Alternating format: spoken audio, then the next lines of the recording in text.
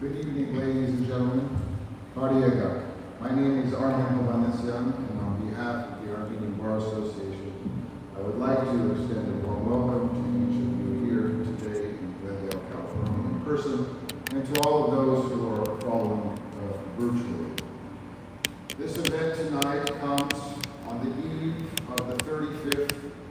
annual meeting of the Armenian Bar Association, an auspicious event for our organization and for our community. The official events kick off on Friday at the Grand Library and Arts Center, where we will be honoring with an honorary membership to Los Angeles City Council President Paul Beglaryan, to Southwestern Law School for the Institutional Impact Award, and to Southwestern's Law School Vice Dean and Professor and our own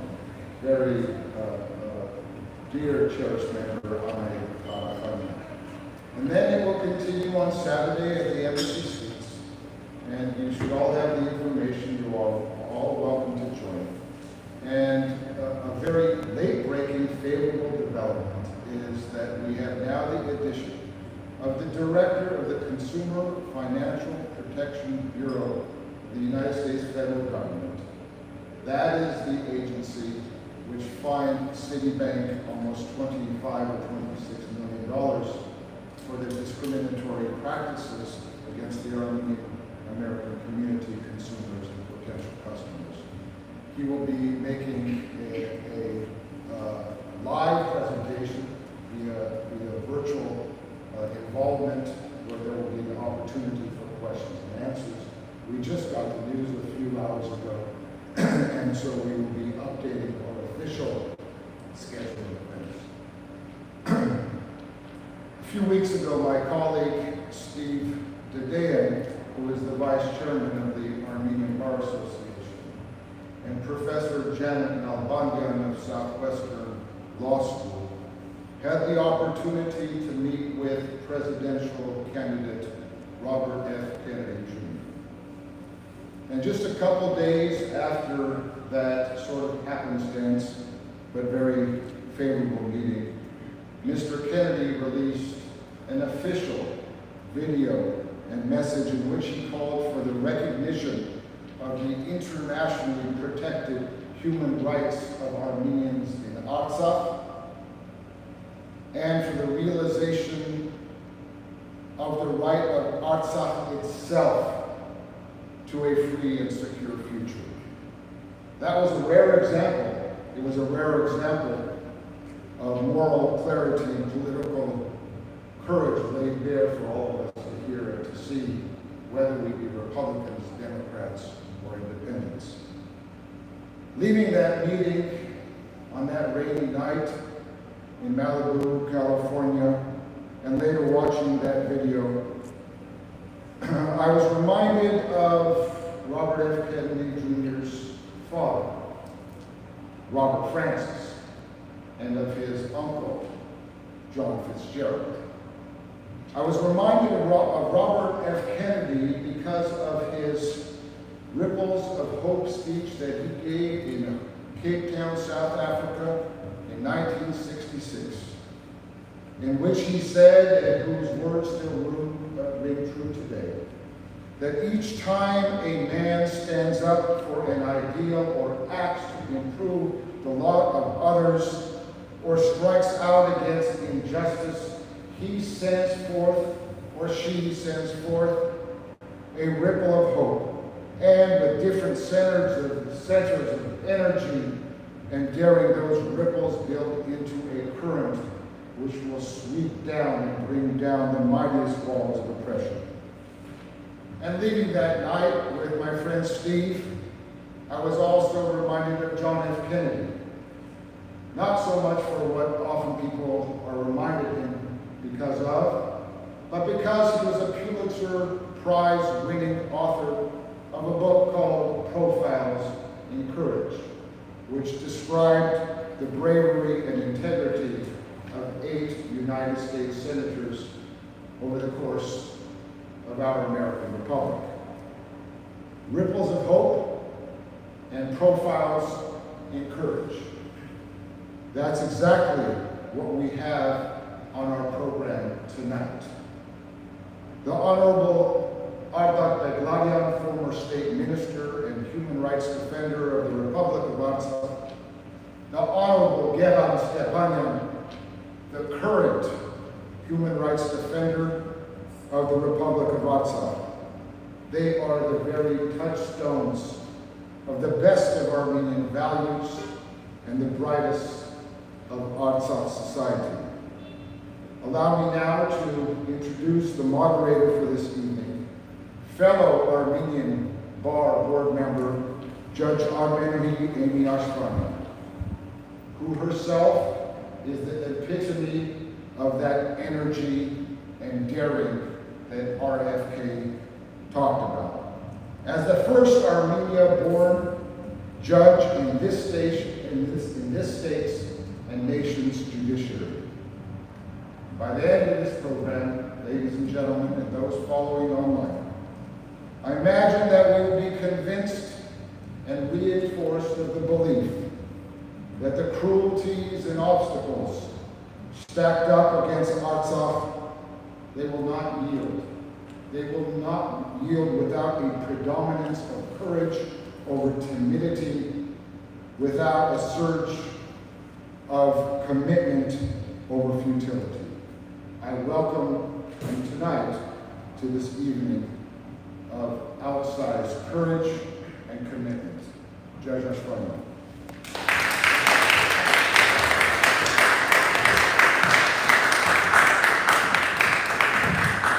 Thank you, Armin, and good evening, ladies and gentlemen. I'm honored and humbled to be here on the stage with our honorary guests, as Armin Ovanesian just stated, Mr. Artak Beglaryan and Gegham Stepanian. Before we actually start the program, I'm just gonna introduce them to you with a few words, and then I'm gonna give them an opportunity to introduce themselves. We're gonna go back English to Armenian, Armenian English, whichever language you feel comfortable. When I open it up for Q&A, I wanna make sure you're comfortable in the language you ask questions. And if you do not understand the answers, for example, in Armenian, please let us know and we will translate that for you in English. I'm gonna start off with Artak Beglaryan. And I was thinking about how to introduce both Artak and Gegham, and you all know them by now.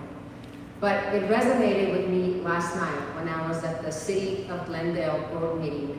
how the introduction of both Gegham and Artak really gave me a pause as a survivor of a 21st century genocide. Because when you think about that, they're called refugees from Artsakh, who actually left Artsakh with 120,000 other people in September of 2023. But they are truly survivors of genocide. Genocide that was concentrated on 120,000 people by Azerbaijan between September of 2020 and September of 2023. They orchestrated an ethnic and religious cleansing of 120,000 Christian Armenians from their homeland. And so when you stop and think about that, all of us who have grown up with our grandparents have learned and listened to stories of the Armenian genocide in 1915. And our grandparents and great-grandparents used to tell us stories about how people fled Ottoman Turkey because they were being massacred, they were being killed, and children and women and men were being starved. I don't think it was any different in September of 2023 when Artsakh was blockaded, and we have two eyewitnesses who will be telling you all this evening the horror that they lived through. And then we're going to talk, like Armin said, it's not just the past. We have entitled this Genocide of Armenians in Artsakh. But we're going to talk about the past, the present, and the future. As Armin said, Artak Beglaryan is, as we all know, a refugee from Nagorno-Karabakh, who fled his homeland in September of 2023 due to a 9-month blockade, aggression, and genocide caused by Azerbaijan. Currently, He serves as a president of newly established Union of the Protection of Interests and Rights of Artsakh People and Gegham. His work focuses on raising global awareness about the genocide and advocating for international justice and protection for his compatriots sheltered in the Republic of Armenia. Previously, Mr. Beglaryan held several high-ranking positions in Republic of Artsakh. He was the Human Rights Ombudsman from 2018 to 2020, and the Chief Presidential Staff from 2020 to 2021. From 2021 to 2022, he served as the State Minister, the second position in the government, coordinating the activities of mostly humanitarian ministries. He holds a master's degree in politics, security, and integration from University College London, and a bachelor's degree in political science from Yerevan State University. Additionally, Mr. Beglaryan has studied public policy and administration at the Fletcher School of Law and Diplomacy at Tufts University. Artak's personal experiences have deeply influenced his career. His father was killed in the war with Azerbaijan when Artak was only 4 years old, and he lost his eyesight due to a landmine explosion at the age of 6. These tragedies instilled in him a resilient spirit and a deep sense of responsibility to serve his people, advocate for peace, and uphold human rights. Mr. Gegham Stepanian is the current human rights defender in the Republic of Armenia, who was elected as the Ombudsman by Artsakh Parliament in March of 2021. Assuming his office right after the 2020 war, he consistently raised awareness about the extensive breaches of rights of the Artsakh people by Azerbaijan. He stands out as one of the most unique figures who regularly reported on the ongoing situation directly from the ground to the international community during the blockade. Following the ethnic cleansing and forced deportation carried out by Azerbaijan in Artsakh in September of 2023.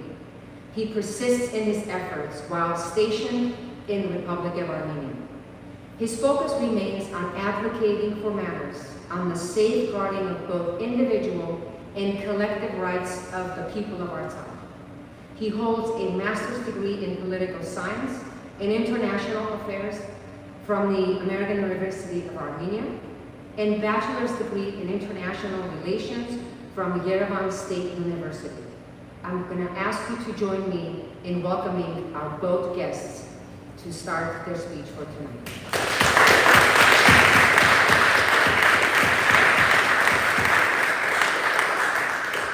I'm going to now ask you to please give us a synopsis of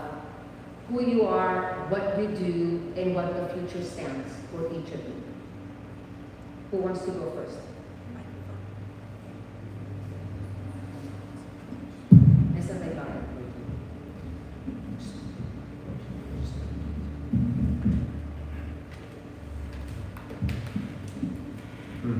Thank you.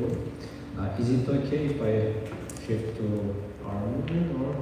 Absolutely. Okay, thank you. Շատ շնորհակալություն ես հնարավորության համար, հայերենը նկարաբար ավելի հեշտ է մեզ համար, նրա համար ավելի լավ է հայերեն խոսել, եթե բոլորը հասկանում, եթե անգլերենով հարցեր լինեն, անգլերենով կպատասխանեմ։ Եվ շնորհակալություն բոլորի ներկայության համար, հետաքրքրության համար, եթե այստեղ եք, դա նշանակում է, որ Արցախի համար ձեր սիրտը ցավում է բնականաբար եւ հավատում եք, որ ինչ-որ բան կա անել Արցախի եւ Արցախի ժողովրդի համար, բնականաբար դրա միջոցով ամբողջ հայ ժողովրդի համար, որովհետեւ սա ողջ հայ ժողովրդի ողբերգությունն է, նույնիսկ ավելին ամբողջ մարդկությունը այս առումով որոշ է ունեցել Արցախի ժողովրդի ցեղասպանության բայց սա մենք պետք է պատշաճ կերպով կարողանանք ներկայացնել եւ հայ ժողովրդի բոլոր հատվածներին եւ նրանց մղել գործողության եւ նաեւ մարդկության տարբեր հատվածների հնարավորինս գործողությունների մղելով եւ արդյունավետորեն։ Դրա համար կարծում եմ կարիք չկա ձեզ ներկայացնելու Արցախի կարևորությունը, նշանակությունը հայ ժողովրդի համար եւ ինչու պետք է ամբողջ հայ ժողովուրդը եւ Հայաստանի Հանրապետությունը մշտապես Արցախի ժողովրդի կողքին կանգնած լինեն, հիմա հատկապես։ Շատերը մտածում են, մեկնաբանում են, հրապարակային ասում են, որ Արցախը արդեն կորսված է եւ պետք է մտածել միայն Հայաստանի Հանրապետությունը պահելու մասին։ Այնինչ իրականությունն այն է, որ Արցախը ժամանակավորապես կորսված է եւ մեզնից է կախված, թե ապագայում պատմության ընթացքում Արցախը վերջնականապես կկորսվի, թե ոչ։ Իսկ Հայաստանի Հանրապետությունը այո պետք է պաշտպանել, պետք է զարգացնել, զորացնել, բայց չպետք է Արցախը որպես առանձին միավոր դիտարկել Հայաստանի Հանրապետությունից, որովհետև այո հայրենիքը պետությունն է, բայց պետությունը միայն հայրենիքը, միայն պետությունը չէ հայրենիք, պետությունը հայրենիքի միջուկն է։ Իսկ տվյալ դեպքում Հայաստանի Հանրապետությունը հայրենիքի միջուկն է, մայր հայրենիքն է, բայց Արցախը անբաժանելի մաս է հայրենիքի եւ նույն չափով, նույն ձևով, նույն նվիրվածությամբ եւ առաքելությամբ պետք է պաշտպանել նաեւ Արցախը որպես մեր սուրբ հայրենիքի մի մաս։ Եվ այս տեսանկյունից գաղափարախոսական հիմքը շատ կարևոր է հակադարձելու աճող, այսպես ասեմ, գաղափարախոսական միտումներին, որը գալիս է ցավոք սրտի Հայաստանի Հանրապետության իշխանություններից, որպեսզի ընդգծենք, որ Հայաստանի Հանրապետությունը ազգային պետություն է, ոչ թե քաղաքացիական պետություն։ Ազգային պետության եւ քաղաքացիական պետության գլխավոր տարբերությունն այն է, որ ազգային պետությունը ստանձնում է նաեւ ազգային պատասխանատվություն, նաեւ իր տարածքից դուրս գտնվող ազգության ներկայացուցիչների հանդեպ։ Դա կլինի Արցախի բնակչությունը, Արցախի ժողովուրդը, թե Սփյուռքում գտնվող մեր հայրենակիցները։ Եվ ազգային պետությունը միգուցե որոշ դեպքերում մի քիչ ավելի քիչ քան քաղաքացիների հանդեպ այդ պատասխանատվությունը կրում է եւ պետք է իրագործի բոլոր գործիքակազմերով։ Այսինքն Հայաստանի Հանրապետությունը որպես ի սկզբանե ազգային պետություն պատասխանատվություն ունի եւ Արցախում գտնվող հայրենակիցների հանդեպ, հատկապես որ Արցախը հայրենիք է եւ նաեւ Գլենդերում գտնվող Լոս Անջելեսում եւ այլ հայրերում գտնվող հայրերի հանդեպ։ Եվ նույնը հայերը պատասխանատվություն ունեն ազգային պետության հանդեպ։ Իսկ այն ինչ որ հիմա կարողանում է, դա քաղաքացիական պետության գաղափարախոսությունն է, դա այն է, որ Հայաստանի Հանրապետության ճանաչված տարածքից դուրս Հայաստանի Հանրապետությունը եւ հանրապետության իշխանությունները որևէ պատասխանատվություն չեն կրում, չեն ստանձնում։ Սա շատ վտանգավոր գաղափարախոսական միտում է, որի դեմ պետք է առնել եւ հենց այս տրամաբանության մեջ նաեւ պետք է պայքարել Արցախի համար։ Հիմա կարճ նաեւ Արցախի մասին պատմության վերաբերյալ թե ինչ է տեղի ունեցել վերջին շրջանում 20 թվականից ի վեր ակերճ կարող ենք խոսել, պարոն Ստեփանյանն կարծում եմ մեր անդրադարձ կունենա մարդու իրավունքների խախտումներին, բայց եթե ավելի կոնկրետ հարցեր ունեք, ես վստահ եմ, որ ունեք, հարց ու պատասխանի ձևաչափով կպատասխանենք, որովհետև տարածված տարբեր բամբասանքներ, առասպելներ կան, որոնք միգուցե մասնակիորեն կարևոր է, թե ինչու այսպես եղավ, ինչ ունենք անելու եւ այլն։ Ես կուզեմ հակիրճ անդրադառնալ այն հարցին, թե նախ ինչու պետք է մենք Արցախի էջը չփակենք եւ հետո ինչպես կարող ենք Արցախի էջը չփակել եւ պայքարել Արցախի վերադարձի եւ Արցախի ժողովրդի վերադարձի համար։ Ինչու պետք է չփակել, նախ պետք է հստակեցնել, որ Արցախի ժողովուրդը որպես հավաքական միավոր ունի հավաքական իրավունքներ։ Հետևաբար առաջին հերթին մարդու եւ ժողովրդի իրավունքներից ելնելով եւ ազգային տեսանկյունից եւ ընդհանուր համամարտկային միջազգային տեսանկյունից մենք ունենք իրավունքներ եւ մեր իրավունքների համար պետք է պայքարենք։ Սա առաջինը, որը համամարտկային է։ Եվ համամարտկային տեսանկյունից երկրորդը կարևոր է նաեւ արդարության վերականգնման տեսանկյունից եւ ցեղասպանության կանխարգելման տեսանկյունից, այսինքն մեր դեպքը այնքան կարևոր է համամարտկային առումով, որ վերացնելով ցեղասպանության հետևանքները, վերականգնելով արդարությունը, մենք կկարողանանք դրա միջոցով ավելի արդար դարձնել աշխարհակարգը եւ օգնել մարդկությանը, որպեսզի կանխեն նորանոր նմանատիպ ցեղասպանությունները։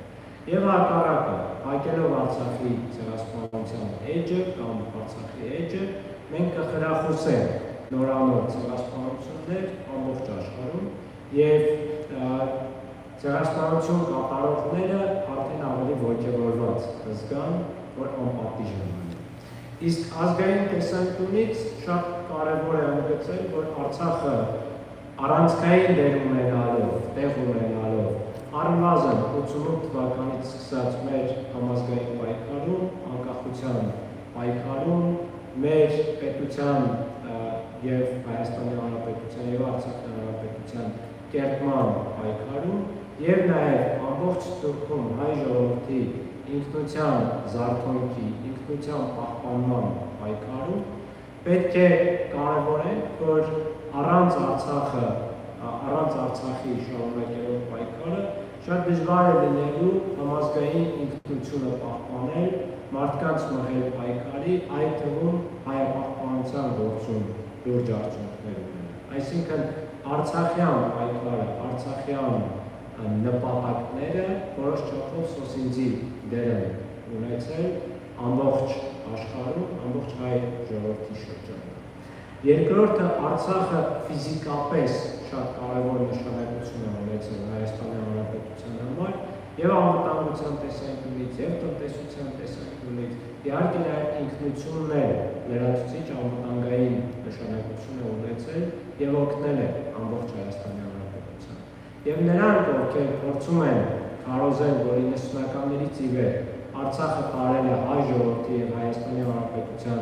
ռեսուրսները, վատնել է, մսխել է ռեսուրսները, պետք է հակառակ տեսանկյունից նայել։ Արցախը եւ Արցախի հայությունը ինչ են տվել համայն հայությանը եւ Հայաստանի Հանրապետությանը, ինչպես են օգնել։ Եվ միայն 20 թվականից հետո այն ռազմական ագրեսիաները, որ Հայաստանի Հանրապետությունը տեսել է եւ այդքան կորուստներ է ունեցել եւ մարդկային եւ տարածքային, դա արդեն հստակ ցուցիչ է, որ Արցախը վահան է, Արցախը պատնեշ է Հայաստանի Հանրապետությանը։ Իսկ այն միտումը, որ Ադրբեջանի եւ Թուրքիայի հետ հիմա հնարավոր է համաձայնության գալ եւ ունենալ երկարաժամկետ կայուն խաղաղություն, սա պարզապես առասպել է, միֆ է։ Շատ պարզ պատճառով, որովհետեւ Ադրբեջանը չի ցանկանում Հայաստանի Հանրապետության հետ ու հայ ժողովրդի հետ արժանապատիվ խաղաղություն ունենալ։ Դա հայտարարում է նաեւ Ալիևը, իրենք շատ հստակ պայմաններ են դնում։ Միայն մի քանի օրինակ ես կարող եմ բերել վերջին 1-2 տարվա Ալիևի հայտարարություններից։ Նախ ասել է, որ ինքը հպարտ է, որ Ադրբեջանի երիտասարդությունը մեծացել է թշնամու դեմ ատելությամբ, որի շնորհիվ կարողացել են հաղթել։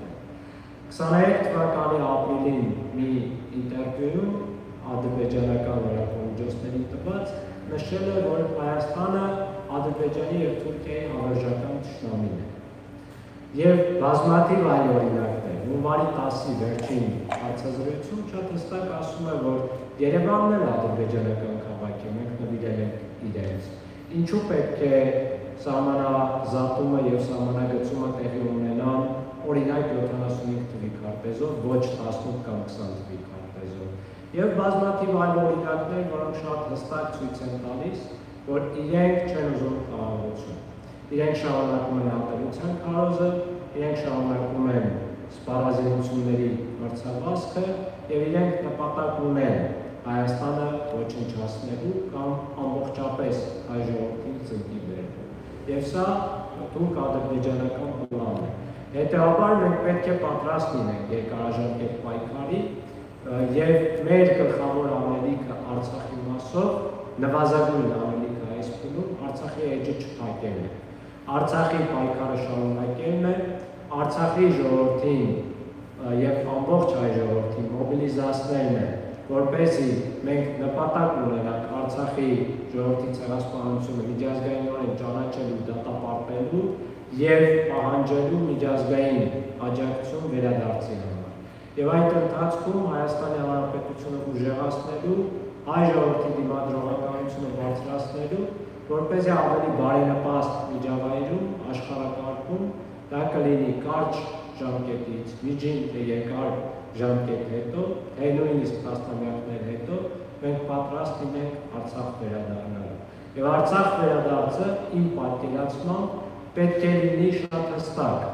առանց ադրբեջանական տիրապետության, Արցախի ժողովրդի համար միջազգային եւ ազգային անվտանգության երաշխիքներով եւ առանց ադրբեջանական կառավարման,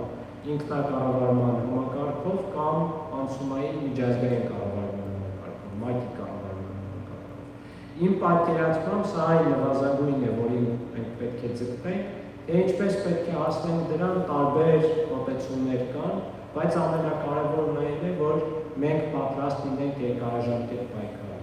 Եվ Արցախի ժողովուրդը, եւ Հայաստանի Հանրապետության քաղաքացիները, եւ ամբողջ սփյուռքահայությունը։ Եվ այստեղ շատ կարևոր է, որ մենք պետք է հասնենք Հայաստանի Հանրապետության պաշտոնական դիրքորոշման փոփոխության, Հայաստանի Հանրապետության կողմից քաղաքական պատասխանատվության Արցախի ժողովրդի հանդեպ վերադառնալու եւ Արցախում անվտանգ ու արժանապատիվ կերպով ապրելու։ Առանց Հայաստանի Հանրապետության պաշտոնական քաղաքական պատասխանատվություն ստանձնելու ցավոք սրտի մենք չենք կարող լուրջ արդյունքներ ունենալ։ Հակիրճ այսքանը, ներողություն մի քիչ երկար է։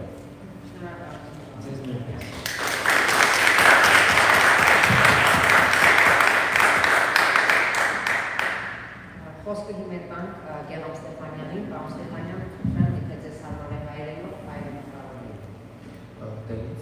Այո։ Շնորհակալություն, նախ ուզում եմ շնորհակալություն հայտնել հայ-գերմանական միությանը հրավերի համար եւ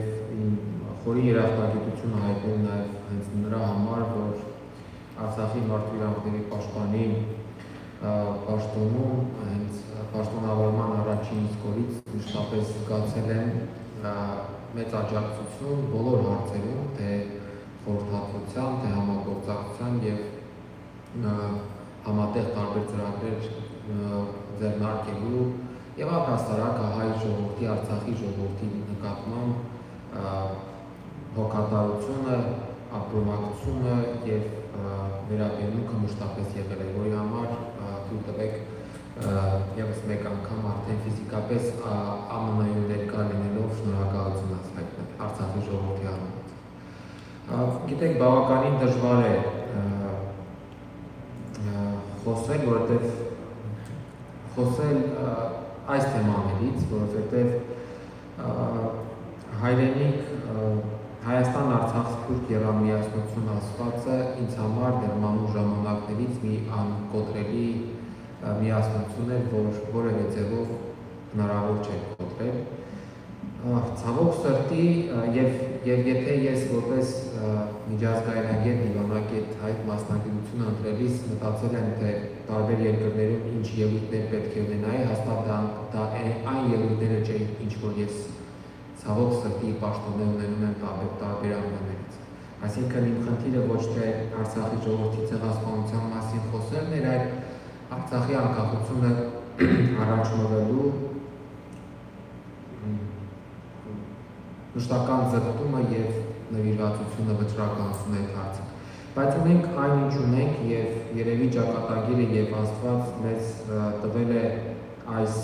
ճանապարհը եւ այս պարտականությունը իրականացնելու եւ կարծում եմ մենք պատվով պետք է նաեւ մեզ բաժին հասած խաչը կրենք, եթե այսպես ասենք։ Հիմա կուզենայի սա որպես նախաբան կուզենայի նախ օգտագործենք այս առիթը,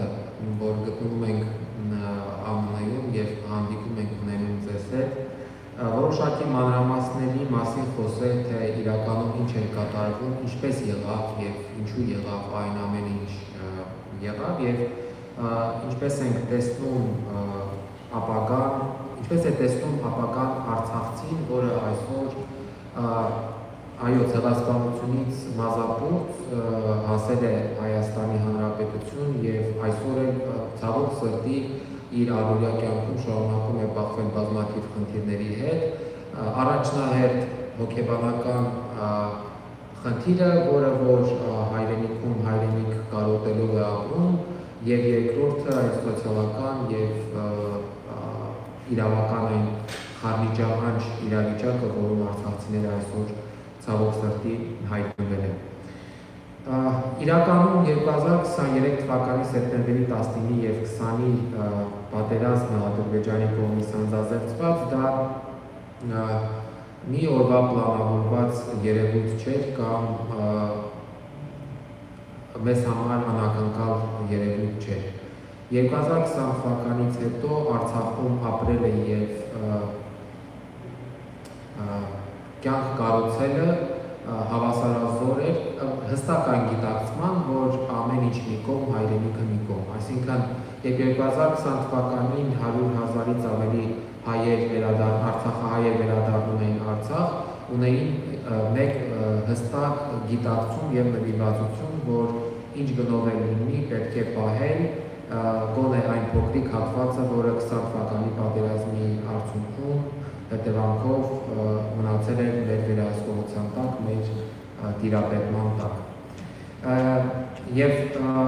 զարմանալի չէ, որ հենց այս վճռականությունը 20 թվականին հիմք հանդիսացավ, որ մարդիկ պատերազմ տեսած մարդիկ նորից վերադարձան եւ շատերի համար կարող է դա անհասկանալի երևույթ լինել, անգամ ռուս խաղապահները մասնավոր մի քանի զրույցներում խոսել են դրա մասին, որ զարմանալի է, մենք ավելի անվտանգ վայրերում ենք եղել կոնֆլիկտների պարագայում, բայց մարդիկ այդպես էլ չեն վերադարձել, ինչ հետաքրքիր է, որ ժողովուրդը վերադառնում է նորից իր Սա ես ինչի համար եմ ասում, որպեսզի հենց այս պահին էլ կոտրենք այն վնասակար եւ ոչ հիմնավոր խոսակցությունները, որ երբեմն տարածվում են, թե ինչպես եղավ, որ այդ ամեն ինչը թողեցիք ու դուրս եկաք։ Եվ երբեմն սա ուղղորդված է արվում եւ մենք հստակ գիտենք, որ նաեւ կոնկրետ երևի գործիչների կամ քաղաքական ինչ-որ մարդկանց հետաքրքիր է այդ ուղղորդումը, բայց ճշմարտությունից պետք չէ խուսափել եւ ճշմարտությունը պետք է ասել, որ 10 ամսվա հոգեբանական տերորի եւ ճնշման տարաբանքների մեջ ապրող արցախցիները այդ վիճակով պատրաստ էին շարունակել, եթե լիներ այն գոնե մինիմալ հույսը, որ այդ պայքարի վերջո կհանգեցնի որոշակի դրական արդյունքի։ Եվ ես կարող եմ հպարտորեն ասել, որ այս առումով Արցախի ժողովուրդը իր բաժին պարտականությունը իրականացրել է, երբեմն տրտնջալով, պետք չի ամեն ինչ իդեալականացնել, այո, երբեմն բողոքելով իրավիճակից, թե ներսում եւ թե տարբեր դերակատարներին, բայց գիտակցումը, որ պետք է մնալ եւ պայքարել եւ պահել Արցախը հայկական, մշտապես եղել է եւ ցավոք սրտի այսօր անգամ բռնագաղթած վիճակում որևէ մեկին մոտ արցախցիներից չի մարել այն հույսը, որ ի վերջո մեր վերադարձը դեպի Արցախ լինելու է։ Ես չեմ ուզում, որ մենք պաթետիկ ինչ-որ հայտարարություններ անենք, ընդհանրապես պետք է մշտապես իրատես լինել, բայց եւ չեմ էլ ուզում, որ որոշակի ուժեր կամ որոշակի մարդիկ իրենց իրատեսության շղարշի տակ թաքնված նպատակներով մեր մեջ ստանեն հայրենիք վերադառնալու հույսը եւ ձգտումը։ Իրատեսությունը երբեք չպետք է վերածվի հայրենիքը մաս առ մաս թշնամու զիջելու տենդենսի կամ մոլուցքի, այլ իրատեսությունը պետք է թույլ տա մեզ զարգացնել կարողություններ եւ վերադարձնել հայրենիքը, որը որ տարբեր պատճառներով եւ հատկապես նաեւ մեր սխալների պատճառով կորցրել ենք։ 2023 թվականի սեպտեմբերի 19-ի եւ 20-ի ընթացքում Արցախը ընդհանուր եւ ներառյալ նաեւ բռնագաղթի ճանապարհին արցախցիները ունեցել են 500 զոհ։ Թե ռազմական գործողություններին, որին զոհ է գնացել Պաշտպանության բանակի 210 եւ եւս 20 քաղաքացիական անձինք, թե այդ պատերազմական քաոտիկ իրավիճակում վարելիքի պահեստի պայթյունի հետևանքով շուրջ 200-ից ավելի մարդիկ են զոհվել եւ բռնագաղթի ճանապարհին 60 քաղաքացիական անձ։ Այսինքն այն զրկանքները, որոնք 10 ամիս շարունակ կրել է արցախցին, դրան գումարվել են նաեւ այն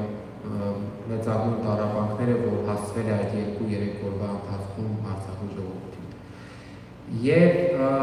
այս ամենից հետո ինչ-որ մի բանում մեղադրել, ես կարծում եմ առնվազն բարոյական չէ եւ պետք է ուղղակի մարդկանց հասկանալ, պետք է ընդունել այդ ցավը, որի միջով ապրել են մարդիկ եւ փորձել կարեկից լինել այդ ցավին, օգնել, որպեսզի մարդիկ հաղթահարեն եւ չմարեն իրենց մեջ հայրենիք վերադառնալու հույսը։ Ինչ վերաբերում է Արցախի հանրապետությանը, ես ուզում եմ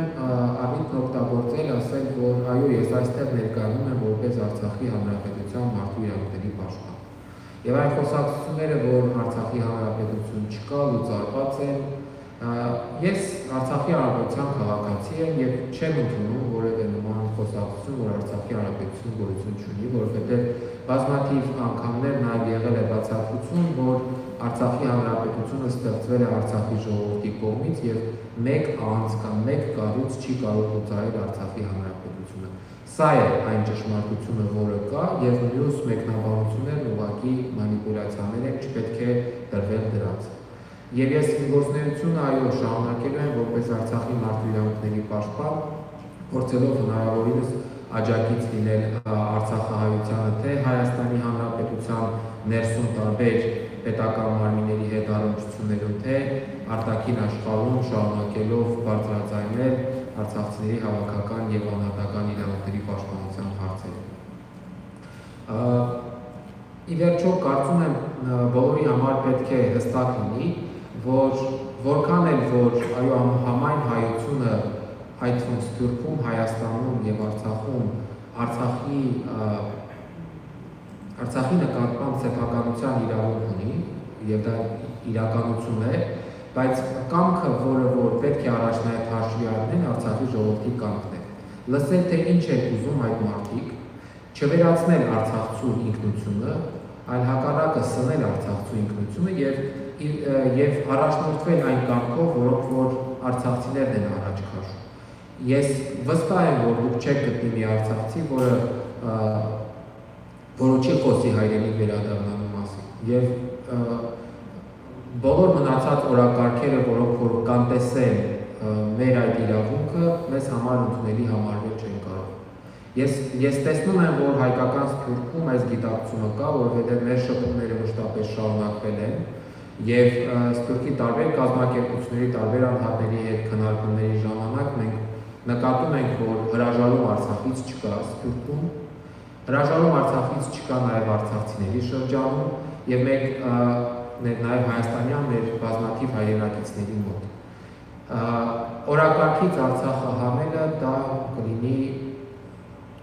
եւ իմ կարծիքով մեր հայկական ինքնության հերթական մի բաղադրիչի ինքնասպանություն,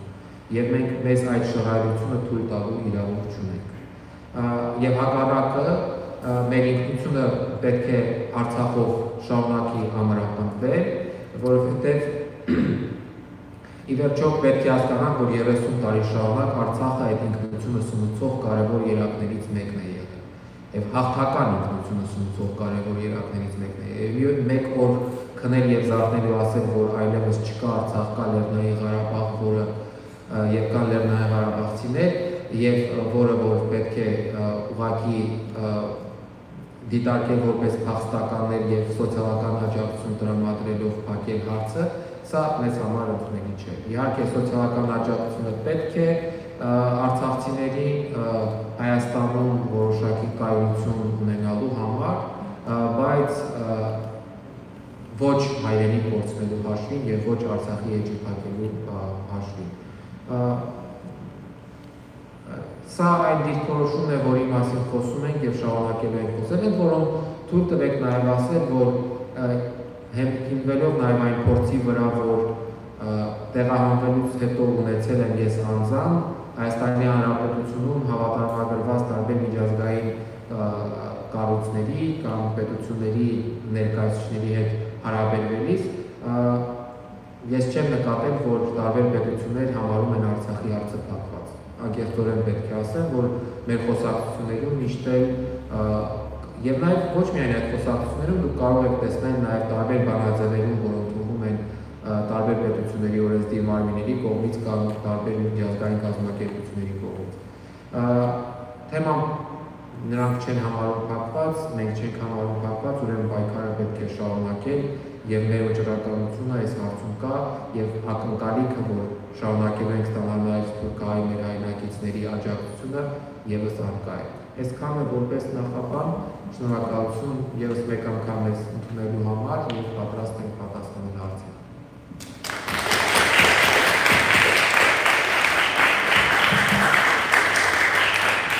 Շնորհակալություն, պարոն Ստեփանյան։ Հիմա պետք է փորձենք հարցեր պատասխանել ունենալ, քանի որ պարոն Ստեփանյանը իր խոսքի մեջ ասաց իր ներկա պլանների համար, ես կբացեմ ֆորումը հենց մի հարցով, առաջին հարցով, այդ առաջին հարցը կտամ հայերեն լեզվով, եւ եթե ուզենաք հայերեն պատասխանել, խնդրեմ, եւ սկսեմ պարոն Ստեփանյանից, քանի որ նա վերջին նախադասություններից մեկում ասաց, թե իր ներկա պլանները ինչին։ Եթե կարող եք հակիրճ ձևով մեր հանդիսատեսին բացատրեք ձեր ներկա պլանները եւ եթե կարող եք կապակցել, ինչպես կարող են կամ ձեր պլանների մեջ Սփյուռքի հայությունը ներկայացնել թե չէ։ Շնորհակալություն, արդեն որոշակի տեղեկատվություն փոխանցեցի, որ մեծ հաշվով մենք չենք էլ դադարել որպես կառույց կամ որպես օմբուդսմենի գրասենյակ աշխատել եւ իհարկե կարող է ակտիվությունը, որը որ պետք է ցուցաբերել այն աստիճանի չի եղել, բայց պետք է հասկանալ, որ նույն մարդու իրավունքների պաշտպանի գրասենյակում աշխատում են մարդիկ եւ որոնք նույնպես անցել են այդ տեղահանման process-ով եւ որոշակի ժամանակ է պետք նաեւ մարդկանց հոգեբանորեն վերականգնելու համար։ Մեր պլանները հետեւյալն են՝ ունենալ կառույց, շարունակել ունենալ կառույց, որը կշարունակի աշխատանքը պաշտպանելով այսօր Հայաստանի Հանրապետությունում հաստականի կարգավիճակ ունեցող արցախահայության իրավունքների պաշտպանության հարցերով զբաղվել ներսում, այսինքն Հայաստանի Հանրապետության պետական մարմինների կամ Հայաստանի Հանրապետությունում տեղական ինքնակառավարման մարմինների հետ հարաբերություններում, այսինքն այն գործառույթը, որը մենք իրականացնում ենք Արցախում, Արցախի ներքին իրավահարաբերություններում, այդ նույն գործառույթները իրականացնել նաև Հայաստանի Հանրապետությունում եւ միևնույն ժամանակ, քանի որ Արցախի օմբուդսմենի գրասենյակը նաև բավականին ներգրավված է արտաքին աշխարհին Արցախի ժողովրդի իրավունքների հարցերը բարձրաձայնելու թեմաների մեջ, մենք շարունակել ենք նաև այս ուղղությամբ աշխատել զեկույցների միջոցով, տարբեր իրազեկվածության բարձրացման տարբեր մեթոդների կիրառման միջոցով պահանջատեր լինել Արցախի նկատմամբ հայ ժողովրդի իրավունքների հարցում։ Սա է եւ իհարկե աջակցությունը շատ կարեւոր է, Սփյուռքի աջակցությունը եւ մեր խոսքը տարբեր երկրների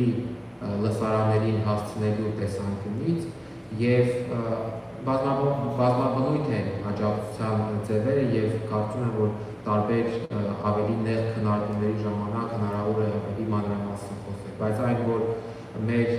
ակտիվ աշխատանքում Սփյուռքի աջակցությունը խիստ պահանջված է լինելու, դրանում կասկած չունեմ։ Պարոն Բեգլարյան, եթե հնարավոր է նույն հարցին դուք պատասխանեիք, ձեր ներկա պլանները եւ եթե ստուգարությունը ընդգրկված է դեպի պլանները։ Այո, իմ պլանները, այսպես որ համոզում եմ։ Շնորհակալություն։ Այս ընթացքում փորձել եմ ճիշտ է շատ նորային պատասխանատվություն ստանձնել հոկտեմբերից ի վեր, տեղյակ եք, որ բնականաբար պաշտպանություն զբաղեցնում սեպտեմբերի 1-ից սկսած եւ քաղաքացիական հասարակություն եմ ներկայացնում կամ անկախ փորձագետ կարող եմ ասել, բայց որոշել եմ ավելի ինստիտուցիոնալ դարձնել իմ ակտիվությունը, գործունեությունը, հաշվի առնելով նաեւ իմ փորձը տարբեր համագործակցություններ, իմ հանդեպ որոշակի վստահություն եւ այլն, եւ վերջերս հիմնադրել եմ կազմակերպություն, հասարակական կազմակերպություն, որը ավելի շատ advocacy կազմակերպություն կարող ենք համարել, կոչվում է Արցախի ժողովրդի շահերի եւ իրավունքների պաշտպանության միություն։ Սա քաղաքացիական հասարակության դիրքերից հանդես կգա, համագործակցելով բնականաբար Արցախի պետական մարմինների հետ, առաջնահերթորեն մարդու իրավունքների պաշտպանի գրասենյակի հետ եւ ավելի շատ հավաքական իրավունքների հարցերը կբարձրացնի եւ քաղաքական մակարդակում եւ Հայաստանում եւ միջազգային հարթակներում կզբաղվի advocacy-ով, հայերենով մի քիչ ավելի դժվար է այդ բառի ընտրությունը եւ շահերի պաշտպանությունը, կարճ է ձևակերպենք։ Փետրվարի կեսին ԱՄՆ այցից հետո մեկնարկը հրապարակային կտանք, հիմա նախապատրաստական փուլում ենք եւ բաց կլինի բոլորի առջեւ անդամակցության, համագործակցության բոլորի հետ, այդ թվում սփյուռքյան կազմակերպությունների եւ անհատների հետ։ Իդեպ ասեմ, որ նախնական արդեն շատ պարզ կայքը հասանելի artsakh.org, եթե ցանկանում եք կարող եք մտնել, այնտեղ հետագայում ավելի շատ ինֆորմացիա կլինի, փոքր հարցաշարեր կա, հետագայում արդեն այնտեղ կտեղադրենք մնացած մանրամասները կամ հարցաշարը լրացրած անձանց, ովքեր ցանկանում են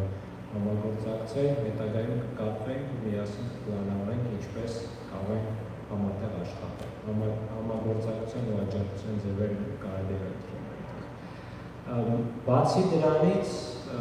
ես փորձելու եմ որպես անհատել բոլորի համար հասանելի լինել, ովքեր Արցախի ժողովրդի շահերի ու իրավունքների պաշտպանության հարցերով կզբաղվեն,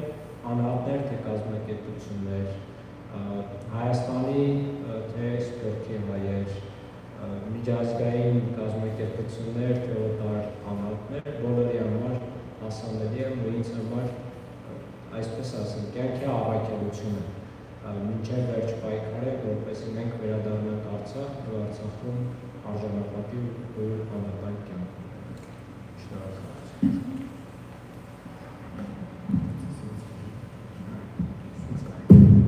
Right, what I'm going to do now, I'm going to switch it over to English, and just as an introduction, as a member of the Armenian Bar Association, in the last 3 years specifically, Armenian Bar Association has done a lot of work on religious freedom in the context of advancing religious freedom and cultural heritage. And this question in English is going to be addressed to Mr. Stepanian.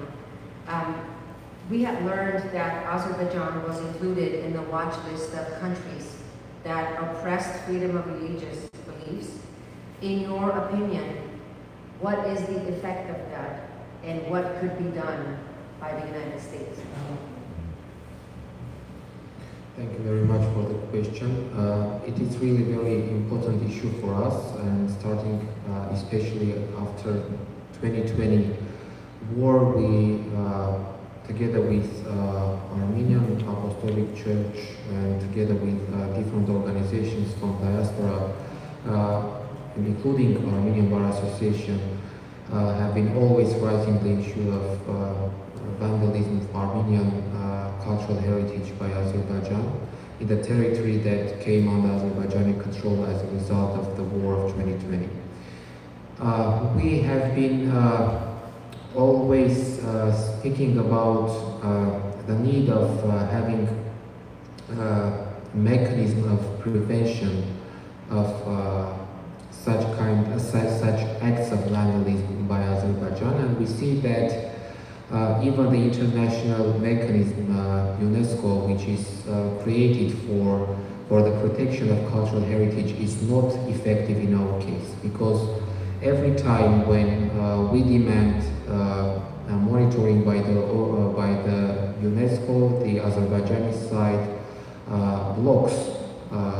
these initiatives, and we see that even after our forced deportation from Artsakh, UNESCO today has no any access to those lands. And they even made a statement saying that they wanted to visit Stepanian, but Azerbaijan denied their access to Stepanian. And we see that all those, and I hope that all those steps taken by Azerbaijan served as a basis for the United States to take such decision to include Azerbaijan into the watch list of countries where religious freedoms or freedom of belief are violated. Not only it relates not only Armenians and the Armenian cultural heritage, but also minorities, also religious minorities that today live in Azerbaijan. What we expect from the United States, and I think that the monitoring that will be very carefully done by the bodies who follow this process. Concrete steps, I mean sanctions or other kinds of punitive measures that usually are taken against countries or against concrete policies of a country. So I think that in this case, the report that we prepare and present to different organizations, we should continue to do that, and we should continue to inform, and together with our partner organizations to inform also United States and the bodies that monitor the situation in Azerbaijan, bring to their attention to the cases that we experienced, being Armenians having a great cultural heritage there, and to help them understand the situation there clearly and to take real steps for somehow preventing our destruction of our cultural presence in Artsakh. Today we physically are not there, but we have huge cultural heritage there. We have huge religious heritage there, and at least we should do our best in order to preserve our cultural and religious presence there until our return. Thank you, Mr. Stepanian, for the answer. And I think one of the things you just mentioned gave rise to a question that I'm going to address to Mr. Beglaryan. You mentioned sanctions and what, if anything, the United States could do. Mr. Beglaryan, the United States Senate unanimously adopted an Armenian Support Act and paused or stopped military aid to Azerbaijan for 2 years. What else, in your opinion, could the U.S. government do to assist, as Mr. Stepanian was talking about, policy changes, sanctions? What is going to be effective, in your opinion?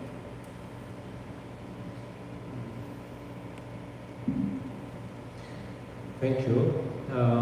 Actually, yes, it was a good step that the Senate adopted that act. It's important that next step should be done by House of Representatives in order to adopt the same act and to stop any military aid to Azerbaijan. Though it was late, just after the Artsakh genocide and forced displacement of the Artsakh people, but it's important that first the Aliyev dictatorial and genocidal regime should pay for the genocide, though it's very small price that they are paying. And secondly, these kind of actions, including sanctions, should have also preventive effect in order to prevent further Azerbaijani aggression against Armenia. And third, they should pave a way for our safe and dignified return to our homeland. In addition to this step, stopping the military aid, I think it's minimum to say that the American administration and Congress should stop any kind of support to Aliyev regime in terms of their aggressive behavior. I mean, it's not only military aid, but also economic support, some recommendations, I don't know, any kind of support that then could be capitalized as a military power. Besides, it's important to have to stop denialism of the genocide. Sooner or later, this genocide will be recognized and will be condemned by the international community. But the US government is approaching this genocide as a political hostage to the regulation of the Armenian-Azerbaijani relationship, because their geopolitical interests now are much more important in South Caucasus than human rights, democracy, genocide prevention, etc. And it's important to pursue also criminal prosecution, international prosecution of the genocide perpetrators, the Aliyev regime, Aliyev himself, etc.,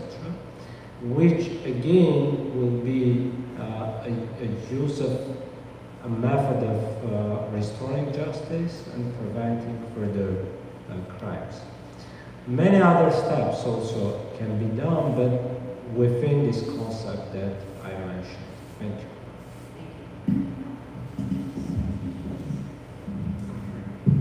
Ladies and gentlemen, I'm now going to open it up for questions and answers.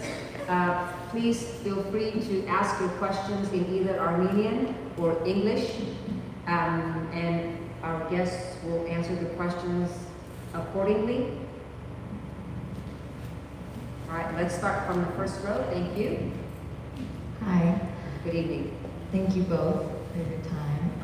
I had a question for both of you. What do you think is the role, if any, in foreign allyship and foreign diplomacy in helping Armenia reach these goals of both genocide prevention and also international prosecution? Do you think there's a new opportunity for finding connections on the foreign level to help make these things happen? Or what do you think?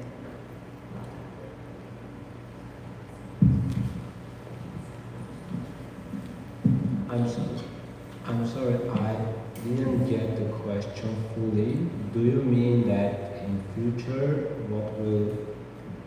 be possible for Armenia to do to prevent further aggressions and to reach our goal? I mean, Yeah, return Artsakh? and in terms of working with other countries or pursuing sort of a foreign diplomacy policy. Yeah. Look, firstly, understanding the vulnerable situation of Armenia, we don't say that Armenia should go for confrontation with Azerbaijan and Turkey, especially that the world and the region are very vulnerable now, and we don't have even the vulnerable or the fragile world order prior to 2022. And in this case, Armenia for sure should be careful. But Armenia should have red lines, including on Artsakh and Artsakh people, and should raise the issue of collective return of the Artsakh people. And it doesn't mean that Armenia has any territorial claims to Azerbaijan. It means that Armenia is protecting the interests and rights, collective rights of the Artsakh people, because for 30 30 years, 35 years even, Armenia has taken the responsibility, political responsibility for our people, for Artsakh. And Armenia has that both duty and right to do that. And it should be done so that international community should perceive that naturally and should not perceive that Armenia is going for confrontation or has any kind of territorial claims, etc. Self-determination, right to self-determination, is the way to that, to say that it's not Armenian claim, the claim of Armenia, it's claim of the Artsakh people, the owners of that land, and it's not territorial dispute between Armenia and Azerbaijan. I understand that now it's very difficult to do that than years ago, a year ago even, etc. But it's not closed. Secondly, this genocide that happened is a chance, I mean, it's really a chance politically and legally to say that this is not only a matter of right to self-determination, but this is a matter of international justice and genocide prevention, which is a collective and universal responsibility of the humanity, international community. And in this sense, there are a number of instruments, including applying to the International Court of Justice on genocide prevention on the basis of Genocide Prevention Convention, or to ask partner countries. It could be France or other countries that can raise this issue, because this is issue which is equally the responsibility of every member country. More than 150 countries ratified are member of Genocide Prevention Convention, Genocide Convention, and it means that they can raise this issue. Like South Africa applied to ICJ on Gaza issue, saying that this is genocide. There are other topics also, but it's important to say that in the regulation process of the normalization process of the Armenian-Azerbaijani relationship, or so-called peace treaty, the collective return of our people, the issue of collective return of our people should be addressed. And Armenia should not avoid this issue. Azerbaijan is doing everything to close this page, and Aliyev stated that again 2 weeks ago. And Armenian authorities, under threats or within their ideological concept, they also avoid this issue. But this issue is the core of the Armenian-Azerbaijani conflict. And without addressing our rights, collective rights, including right to return, it's impossible to believe that in South Caucasus a sustainable peace is feasible. Because naturally we have not reached justice. And without reaching justice, which means that our return and safe and dignified life in Artsakh,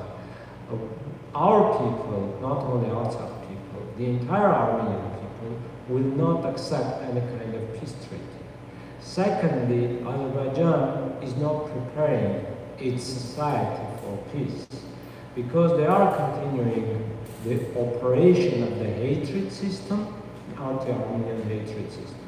And the second condition is that this anti-Armenian ethnic hatred system should be dismantled in Azerbaijan. You understand that even after that, for 1-2 generations, it's impossible to believe that a genuine peace will come in South Caucasus. It means that first, justice should be there in South Caucasus. Secondly, the hatred environment should be uprooted. And justice means that our rights should be protected. How can Armenia reach this? There are many instruments, but at this peace treaty, or so-called peace treaty, should address these rights and should not close the page. Thank you.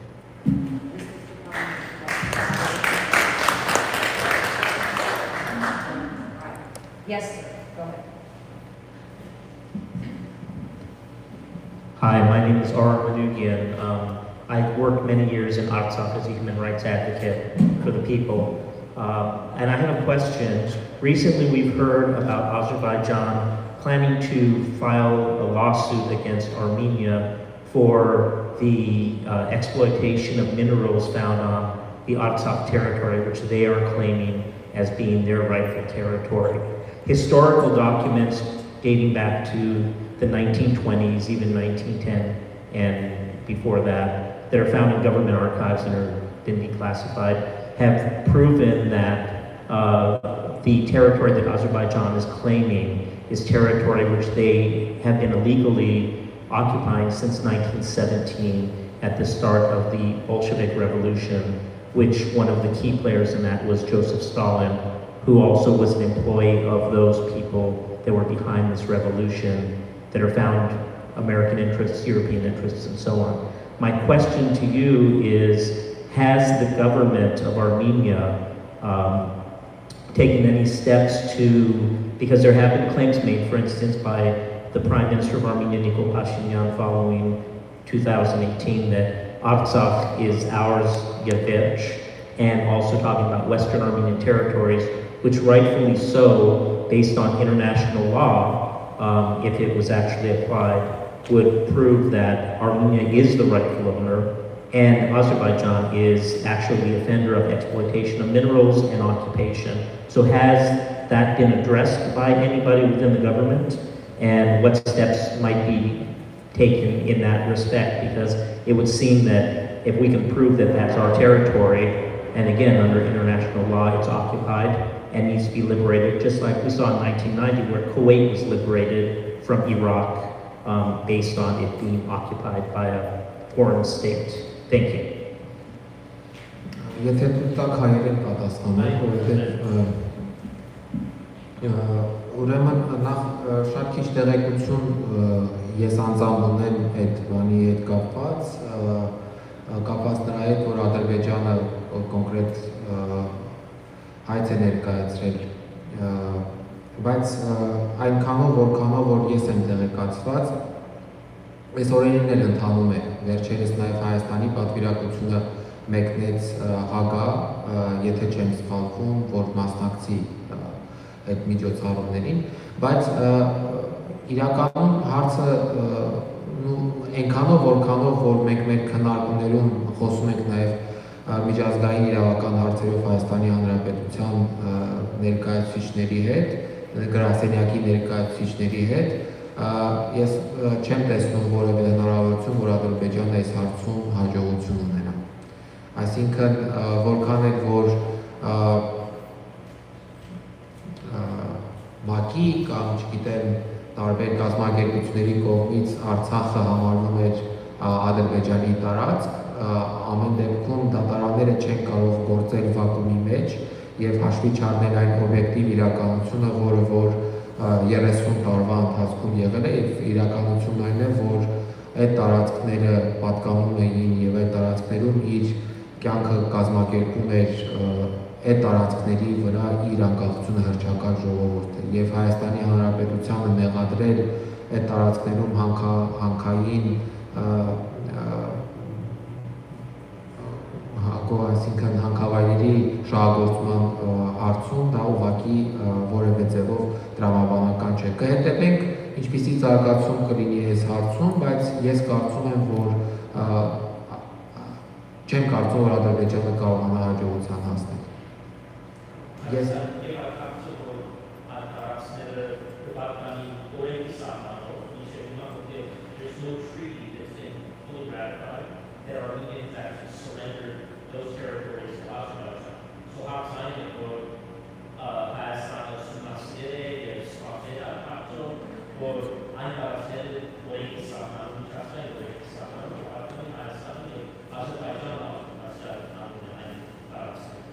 Իրականում հայկական նարատիվը երբեք դրա վրա չի ստեղծվել, միգուցե սա նաև մեր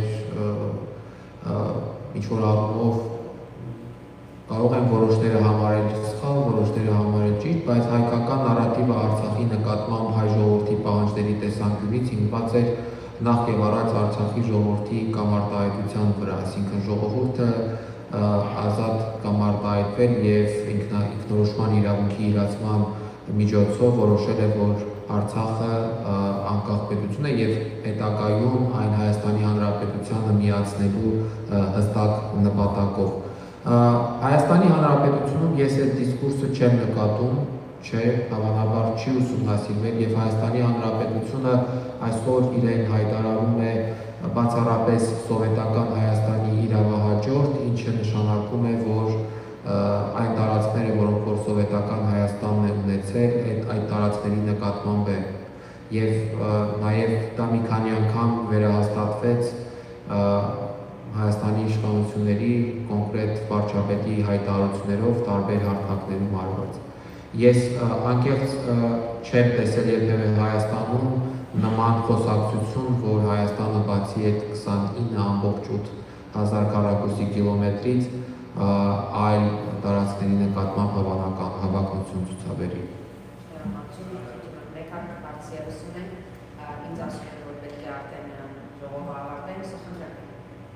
Երկու բան, առաջինը 29,000 square foot-ը որ գսել որ հիմա կառավարությունը կզարմանամ որ սովետի ժամանակ Արցախը գոչված էր autonomous oblast, adică technically չսվիր որ autonomous է եւ Ադրբեջանի հետ կապ չունի, որովհետեւ ինքը its own entity. So adică առաջին բանը։ Երկրորդ, is there steps being taken to prosecute Aliyev and his family?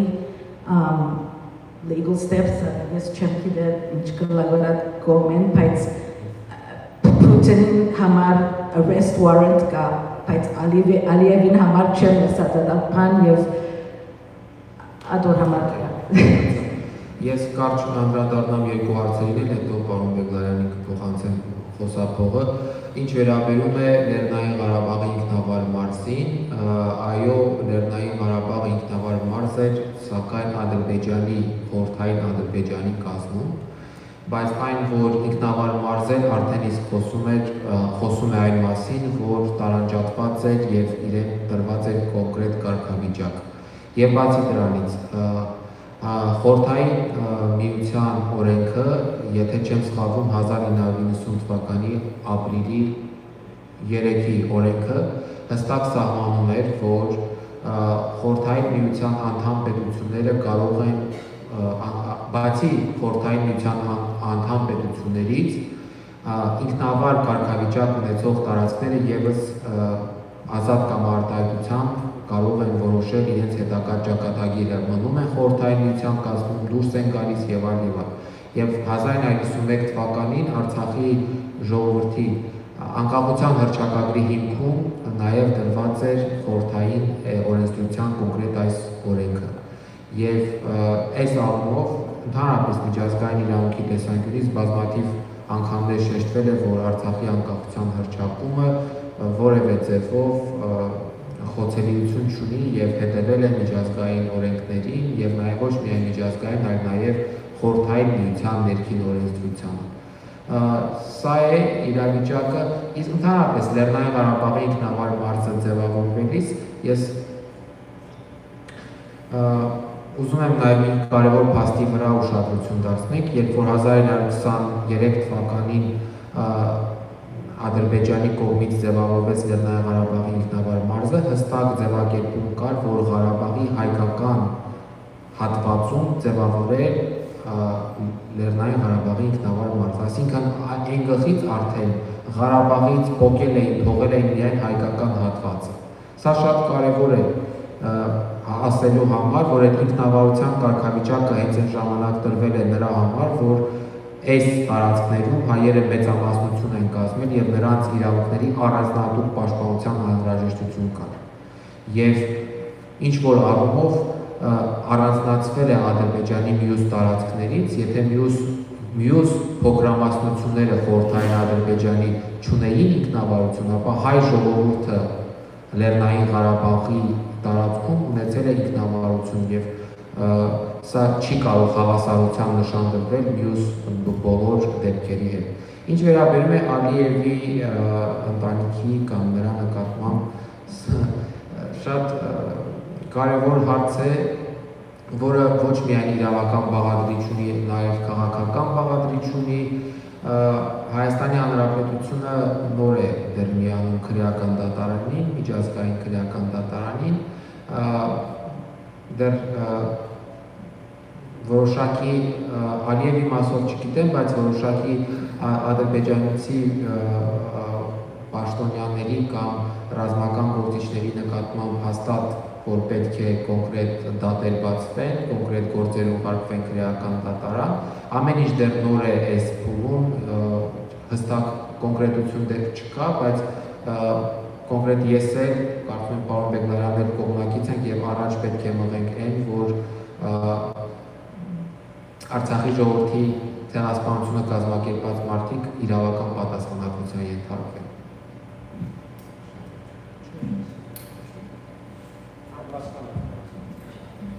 Do we have time for one more question?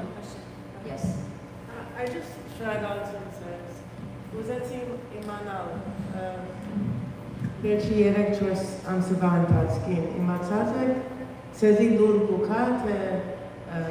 ազերիները ինչ կնեն մեր բանկերուն եւ փոշարցաններուն Կանզասարին եւ Բանկասարին եւ Տիգրանագերդին եւ Մամիկա Սև մգա իմանալու եւ սև մգա պաշտպանելու կամ Իրականում տեղեկությունները քիչ են, այնքանով որքանով դրանք հրապարակվում են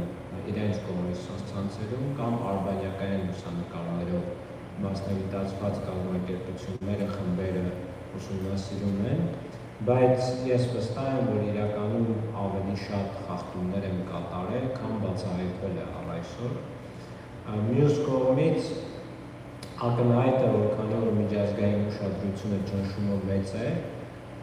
դեռևս մասսայական վանդալիզմի ու շատ երևացող վանդալիզմի դեպքեր չեն կատարում ու միանգամից չեն կատարում, փուլ առ փուլ են ուզում հայկական, քրիստոնեական հետքերը ոչնչացնել եւ մեկ այլ մարտավարություն են ընտրել, դա ալբանիզացիայի մարտավարությունն է, որպեսզի գիտեն, որ դժվար կլինի ոչնչացնել այդքան եկեղեցիները, ուղղակի ինքնությունն է փոխում, ասում են հայերը կեղծել են, այս եկեղեցիները ոչ թե հայերն են հիմնել, այստեղ ալբանցիներ են ապրել եւ այլն, տեղյակ եք։ Իսկ պաշտպանության մեխանիզմները առաջին հերթին պետք է հնարավորինս անենք, որ մշտական կամ պարբերաբար միջազգային դիտորդական խմբեր այցելեն, օրինակ ՅՈՒՆԵՍԿՕ-ի կողմից կամ այլ մասնագիտացված խմբերի կողմից, նախընտրաբար նաև հայերը, հայ մասնագետները այնտեղ լինեն, ովքեր շատ լավ գիտեն տեղանքը, կոնտեքստը եւ այլն։ Երկրորդը ցանկալի է, որ մենք ունենանք առնվազն պարբերական այցեր, նաև Արցախի ժողովուրդը, հենց բնակչությունը, քաղաքացիները կարողանան այցելել գերեզմաններ, մշակութային հուշարձաններ, ուխտագնացություն լինի եւ այլն, որոնք նույնպես լրացիչ ուշադրություն են գրավում լրացիչ պաշտպանության մեխանիզմներ են։ Հաջորդը իրենց կատարած վանդալիզմի դեպքերը, որոնք բացահայտվել են հնարավորինս ներկայացնել միջազգային հանրությանը, մասնագիտացված կազմակերպությունների, նաև դրանք իրավական եւ քաղաքական գործիքակազմերով կապիտալիզացնել հստակ միջազգային ճնշման, որը լրացիչ չափով կկանխի ադրբեջանական հետագա ոտնձգությունները եւ այստեղ տարբեր հնարավորություններ կարծում եմ այդ թվում իրավական գործընթացների միջոցով։ Միգուցե այլ մեխանիզմներ ավելի փափուկ տեղեկատվական, քաղաքական կարելի է քննարկել, բայց հիմնականում այս տրամաբանության մեջ է, որ պետք է այսպես ասեմ, իրավական եւ քաղաքական եւ տեղեկատվական ուշադրությունը միշտ մեծ լինի եւ այնտեղ հնարավորինս շատ աչքեր ունենա որոնք կհետևեն իրավիճակի և կփորձեն կանխել հետագա վանդալիզմի դեպքեր։ Փոքր ավելացում կանեմ, ֆիզիկապես ներկա չլինելով, հիմա մեր ձեռքի տակ եղած գործիքը իրավիճակը տիրապետել հասկանալու համար դա արբանյակային տարբեր գործիքների կիրառումն է, թե մշակութային կոնկրետ օբյեկտների իրավիճակը պարբերաբար հասկանալու և թե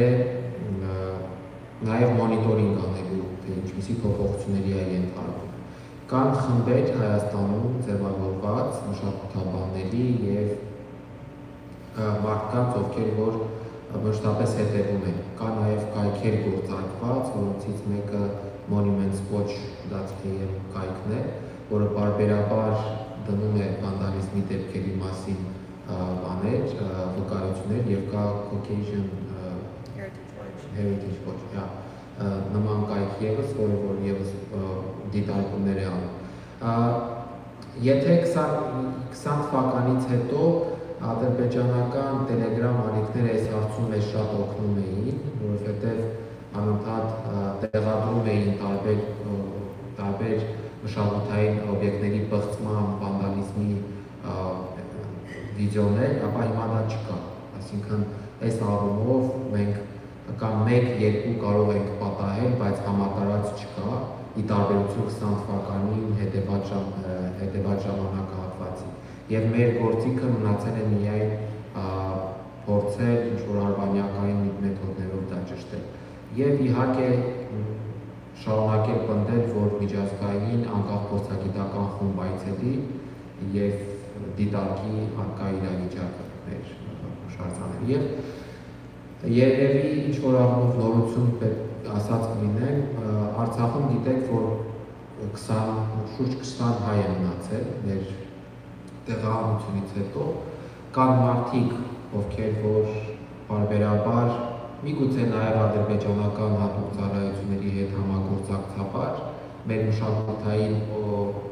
օբյեկտները, հատկապես Ստեփանակերտում, տեսանկարահանում են և տեղադրում են սոցիալական ցանցերում, նման մարդիկ ևս կան,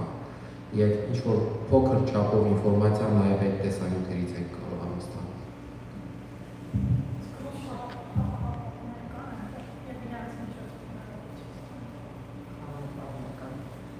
Արցախում խաղաղապահներ կան, շարունակում են մնալ Արցախում, տարբեր տեղեկատվություն են մեզ հասնում, որ ռուսները Ստեփանակերտ մուտք չունեն կամ ունեն, այսինքն որևէ ձև հստակեցնել է տեղեկատվությունը մեզ դեռևս չի ստացվում, բայց նրանցից անձամբ մենք որևէ տեղեկատվություն չենք կարողանում ստանալ։ Իրենք կոմունիկացիա չկա ձևավորված օրակի և ռուսական խաղաղապահների միջև, որ այդ խողովակով կարողանան որևէ տեղեկատվություն ստանալ չկա։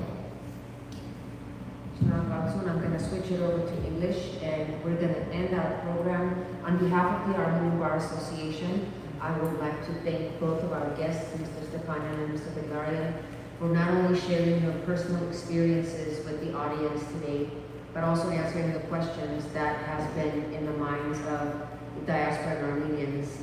since 2020, but most importantly since September of 2023.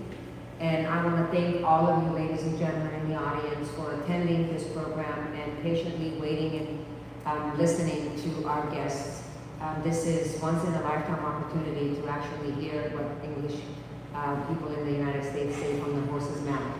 And so I want to thank you again on behalf of the Bar Association. And if you would like more information and more panel discussions by Mr. Beglaryan and Mr. Stepanian, please join us. Register for the Armenian Bar Association 35th Annual Conference coming up this Friday, Saturday. And they will be one of the most important panel speakers on Saturday.